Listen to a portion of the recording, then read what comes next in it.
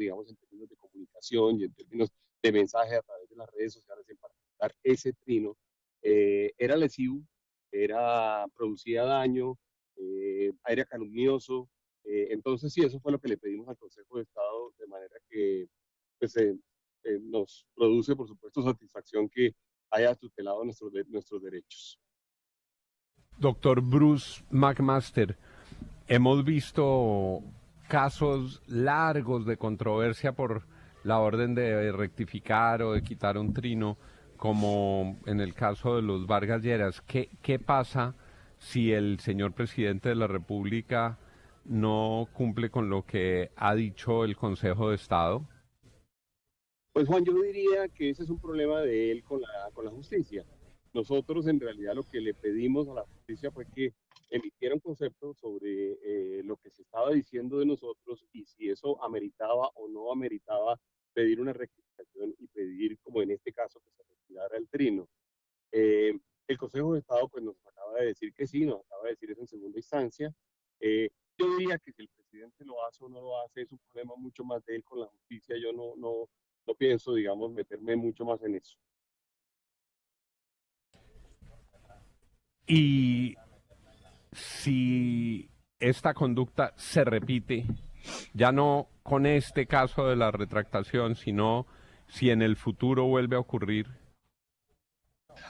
Esa es una buena pregunta porque nosotros sí estamos convencidos de que los ciudadanos y las organizaciones de Colombia tienen derecho a exigirle a todos sus líderes que exista una conversación pública, que sea una conversación pública veraz, que sea una conversación pública leal, que además no produzca daño, más allá de que tengamos diferencias en el debate político, que tengamos diferencias en el debate económico, por ejemplo.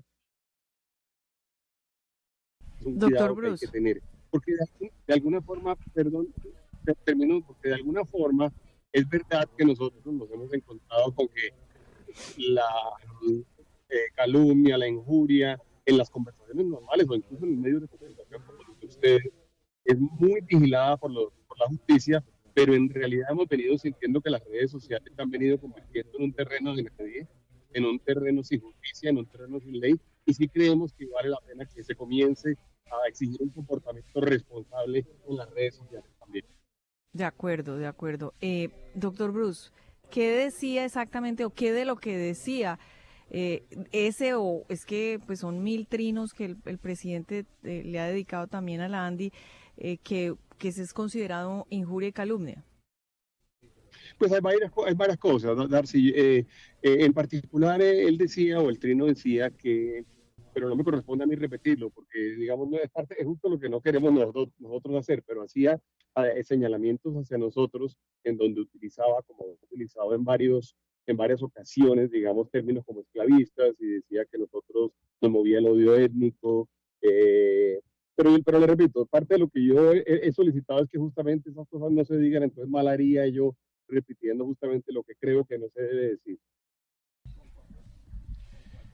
Pues aquí está la voz de don Bruce McMaster y la decisión a su favor en el Consejo de Estado. Una pregunta para cerrar. Doctor McMaster, ¿tiene alguna información en el Congreso de la tributaria? No, Juan, o mejor dicho, o sea, hay muchas discusiones, pero lo cierto es que el tono de la discusión que el gobierno ha impuesto alrededor de los temas presupuestales, en donde incluso se generó todas las condiciones para que la Comisión Tercera de Cámara, por ejemplo, no hiciera quórum y por lo tanto no se diera el debate para poder sacar el presupuesto por decreto o el monto del presupuesto por decreto, pues en realidad nos habla de una intención de debate muy limitada y de una intención de debate que no vemos en ninguna parte. Dicho esto, va a ser muy complejo que el Congreso de la República pueda dar una discusión sobre justamente una tributaria que estaba justamente tratando de justificar el monto que el Sí. gobierno no quiso discutir. Entonces yo le diría que yo pienso que Colombia en realidad no tiene en este momento espacio fiscal. Los hogares colombianos no tienen cómo pagarle más impuestos al gobierno nacional para que gaste más. Doctor Bruce, usted vio y analizó el dato del indicador de seguimiento de la economía del mes de julio revelado ayer por el DANE y esto ya es editorial mío. ¿No le parece que cuando su antecesor, don Fabio Echeverry, dijo la economía va bien, pero el país va mal. ¿Podría aplicarse esta situación? Es un buen punto, Fernando, porque es verdad que el dato es bueno y es verdad que tenemos